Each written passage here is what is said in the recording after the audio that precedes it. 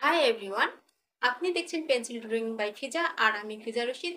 আজকের ভিডিওতে আমরা জানবো ড্রয়িং শুধু শখ নয়, এটা আমাদের ব্রেনের জন্য এক অসাধারণ ব্যায়াম।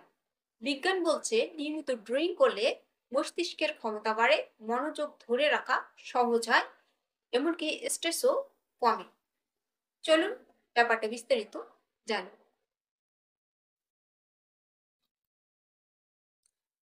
নাম্বার 1, বৈজ্ঞানিকভাবে প্রমাণিত যে ড্রয়িং হচ্ছে ব্রেনের ব্যায়াম।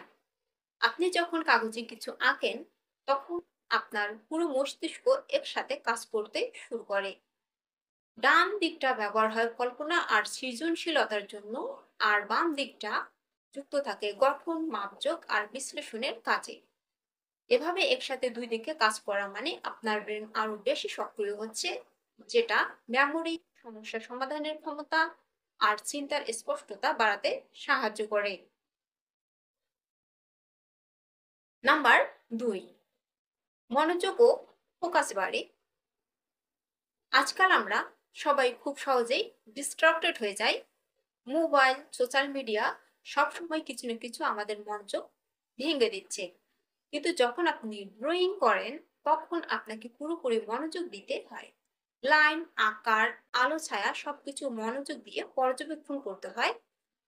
গবেষণা বলছে প্রতিদিন 20 মিনিট ড্রয়িং করলেই ফোকাস এবং কনসেন্ট্রেশন অনেক বেড়ে যায়।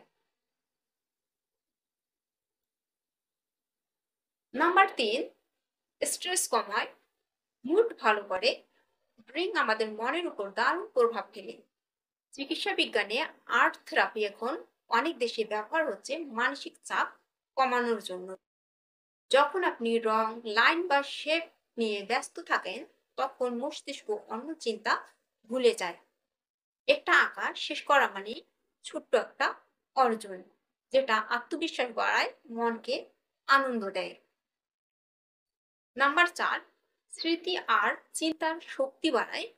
ড্রয়িং করার সময় আপনাকে একটা অবজেক্ট ভালোভাবে পর্যবেক্ষণ করতে হয়। এতে স্মৃতিশক্তি আর বিশ্লেষণী ক্ষমতা দুটোই বাড়ে। আপনি চিন্তা করেন কিভাবে এটা আঁকবো, কোন দিক থেকে আলো পড়ছে। এই ভাবনা আপনাকে কল্পনা আর বাস্তব পর্যবেক্ষণের মধ্যে ভারসাম্য শিখিয়ে দেয়। তো বন্ধুরা, আজকে আমরা দেখলাম ড্রয়িং কেবল একটা শিল্প নয়, এটা মস্তিষ্ক, মনোযোগ, স্ট্রেস আর আত্মবিশ্বাসের জন্য এক শক্তিশালী উপায়। আপনি যদি প্রতিদিন অল্প সময় ড্রয়িং করেন তাহলে আপনি নিজের ভেতর অনেক পরিবর্তন টের পাবেন। ভিডিওটি ভালো লাগলে লাইক দিন, চ্যানেলটি সাবস্ক্রাইব করুন আর কমেন্ট করে জানান আপনি কখন এবং কি ধরনের ড্রয়িং করতে ভালোবাসেন। আমি ফিজা রশিদ, দেখা হবে পরের ভিডিওতে। আঁকতে থাকুন, নিজের চিন্তাকে রঙে রঙে রাঙিয়ে তুলুন। টাটা।